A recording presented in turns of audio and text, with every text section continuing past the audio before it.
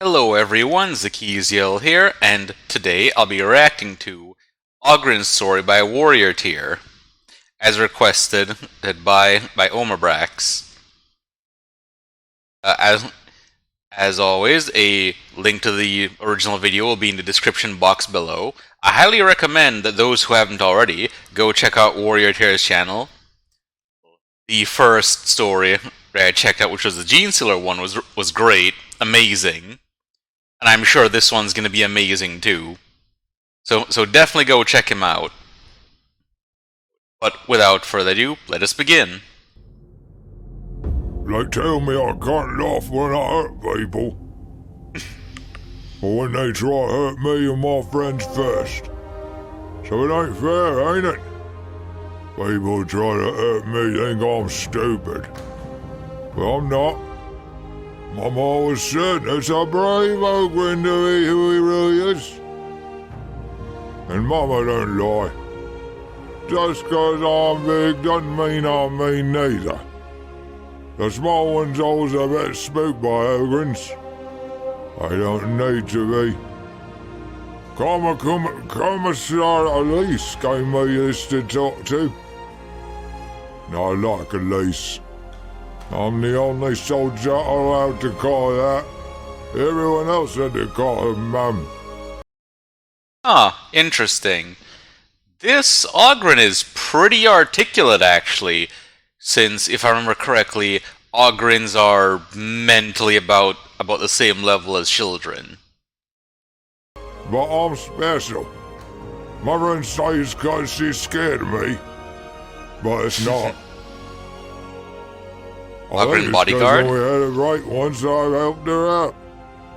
Before home went away forever, we used to get a lot of time off. We like to get visit other worlds and meet other people who look like us. Wait, before home went away, is he Cadian? Or maybe just from some other world that got destroyed? We visited a hot dark place called Krieg once. But I stayed on the ship. I don't like it.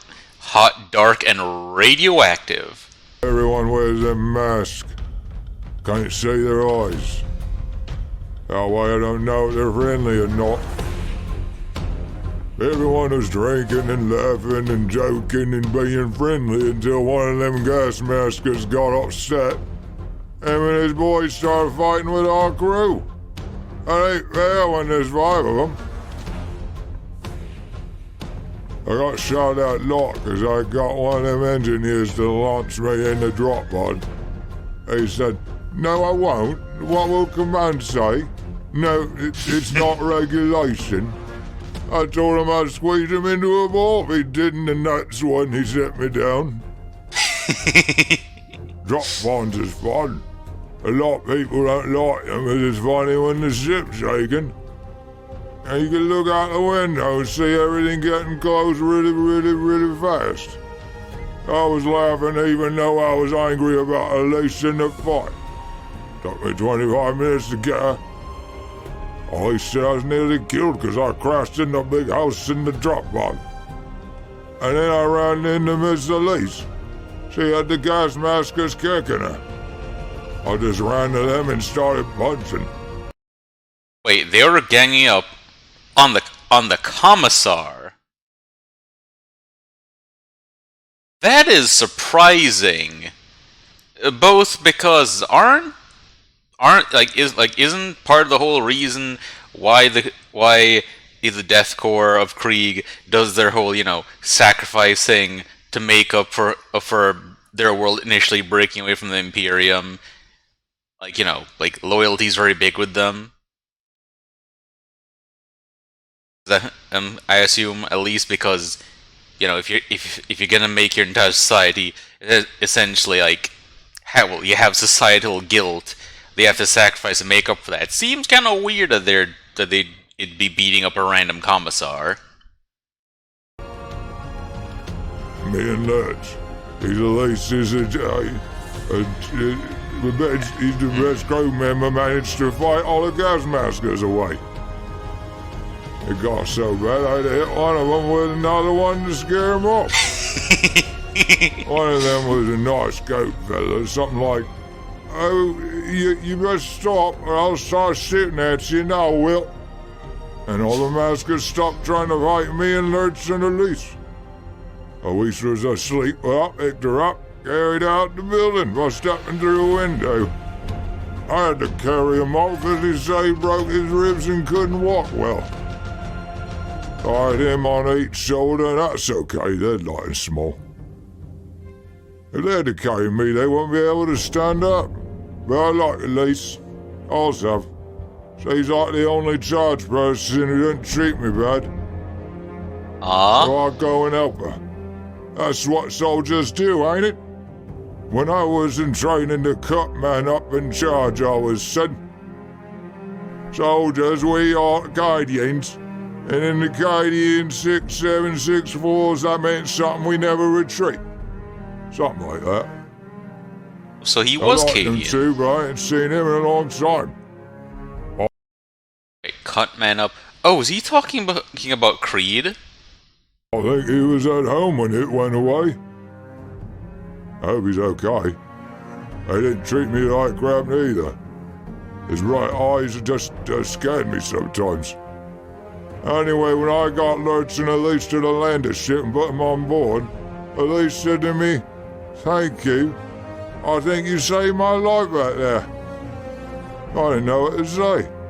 I'd seen her smile before, even though she was all bloody and cut up.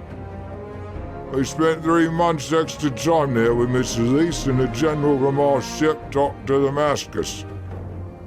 Elise told me he'd almost start a war with them Krieg boys because they want me killed.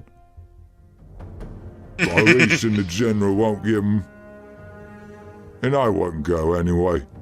Mama always said, "You can't have an Ogryn who don't want me moved." And that's true, 'cause Mama can't lie. After we left Craig, got orders to never return to Elise.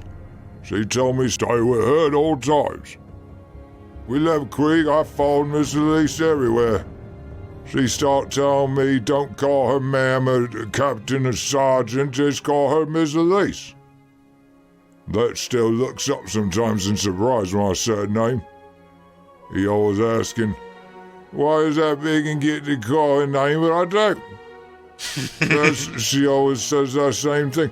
"The day you carry me a mile on your shoulder after almost starting a war, and you can call me by my name." It's been a long time since Krieg. A lot of things have changed. For a long time all the crew was sad and angry. Elise told me her family had gone and she could never see them again. She always told me that one day her daughter would thank me for saving her, Mom. Elise said her daughter wouldn't get the chance to meet no one. Lurch told me our mission from there was to kill something called an Abaddon. They must be real evil like. So I told Elise and everyone if I sees him, I put him through a wall until he can't move no more. One thing a while ago, we attacked by some space marines in black armor. Elise told me it was Abaddon soldiers and we had to kill them or he'd kill us. We lost Lurch that day. I was sad for a long time. Elise told me it died of hero, but I don't want to hear that. I had to beat one of them black marines to death with his own helmet because my Ripper ran out of cells. After we killed them marines, Elise told me that everyone under her command was to be known as Legion's Bane. No. Oh, since he mentioned this, like he wants to put Abaddon through a wall until he can't move no more. I'm actually sort of wondering if next thing we're gonna hear Abaddon gets defeated by a lone Ogryn. I mean, Eldrad apparently managed to defeat him in a duel, and Eldrad's bones are crystallizing. Legion's Bane. I think that's it. Because from then on, we purposely went after the Black Legion whenever we could. One time we got to work with them salamanders. They were nice. One of them. That was a fight. The savagery put up nice, friendly guys. But when you rock with them, oh, they were brutal. One of them big fellas, a big Green Mountain man called Sergeant Brassus. He blew a hole in a Legion soldier the size of me, and I couldn't help but laugh. That really made them other black. The salamanders are fun, and they're big and they look really intimidating with like their red eyes and stuff. But they're probably like the friendliest Space Marine Legion you'll ever meet, or rather, well, chapter. But yeah, Black Legion really mad. I got into it with them, close quarters. I killed them with my new club, but then I realized that they'd broke my bloody eye out. I wouldn't minded having one eye. I was like them patches, but Elise said she needed me to serve. Elise had said a few times she wants to go up and see where home is. But she can't see it, whatever that means. I understand why she wanted to go. I want to see my mama and sister again. But I can't while they're Black Legion soldiers looking to hurt people, you know? Not on my watch. It's like Mama always said. If there's a bully, it's an Ogryn's job to stop him.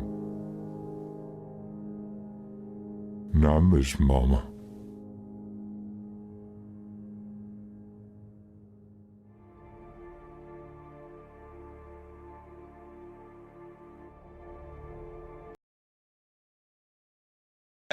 that is very sad. Ed, like, doesn't realize is that he's probably never gonna see him again. Or maybe he has, given what he mentioned earlier, but can't go home anymore. But I wonder if he's like really realized why that is that he can't go home, and that it's Acadia doesn't exist anymore. Well, technically it does. It's a debris field. I think it got sucked into the warp, but you guys know what I mean. Still, that was it was a fun, albeit very sad at points, watch.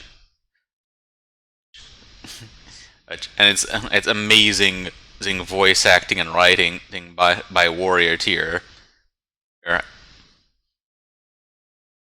And whoever does his voice acting. But that's all for today. I hope you guys enjoyed watching with me, and if you did, I'd appreciate it if you like, comment, and subscribe. Hope you all have a wonderful day. Signing off.